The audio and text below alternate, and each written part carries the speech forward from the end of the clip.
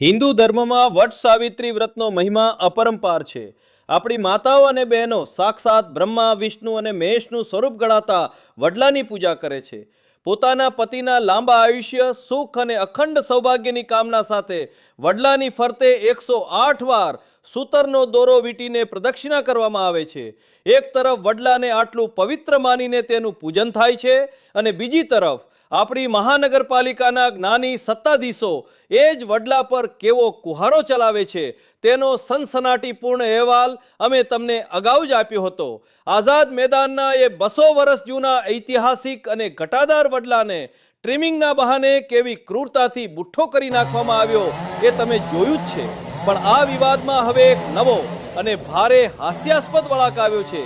આપણા ભોળા પર્યાવરણ પ્રેમીઓ તો દોડતા દોડતા તાલુકા સ્વાગત કાર્યક્રમમાં પહોંચી ગયા. તેમણે સત્તાધીશોને વિનંતી કરી કે સાહેબ, કોઈ પણ સાયન્ટિફિક સ્ટડી વગર તમે આ 200 વર્ષ જૂની વિરાસતને લોહીલુહાણ કરી નાખી છે, તો હવે મોડા પણ કોઈ બોટનિસ્ટ કે ઝાડના એક્સપર્ટ ડોક્ટરની સલાહ લો અને આ વડલાની કોઈ વૈજ્ઞાનિક સારવાર કરાવો, જેથી એ બિચારો પાછો હર્યો બળ્યો થઈ શકે.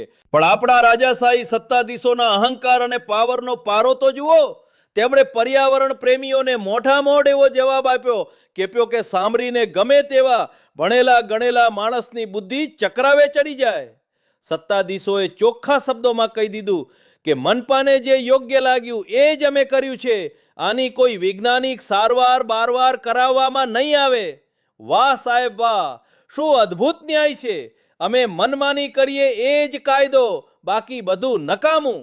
એક તરફ સરકાર એક પેડ માં કે નામ અંતર્ગત કરોડો રૂપિયા વાપરીને નવા છોડવા વાવે છે અને ફોટા પડાવે છે, અને બીજી તરફ આપણી સામે જ 200 વર્ષ જૂના જીવતા જાગતા વૃક્ષને કોઈ પણ વૈજ્ઞાનિક અભ્યાસ વગર મનમાનીથી કાપી નાખ્યા પછી પણ ગર્વથી કહેવાય છે કે મનપાને ઠીક લાગ્યું એ કર્યું. ખરેખર સત્તાધીશોના જ્ઞાનને અને એમની આ અદ્ભુત ખોપડીને આ વટ સાવિત્રીએ સત પ્રણામ કરવા જ પડે. બહેનો, વ્રત કરીને પતિનું આયુષ્ય તો લાંબુ કરી લેશે, પણ આવા મનસ્વી સત્તાધીશોથી આપણા પર્યાવરણનું આયુષ્ય કોણ બચાવશે? સત્તાધીશોના આવા અહંકારી જવાબ વિશે તમારું શું કહેવું છે? કમેન્ટમાં 2 શબ્દો જરૂર લખજો.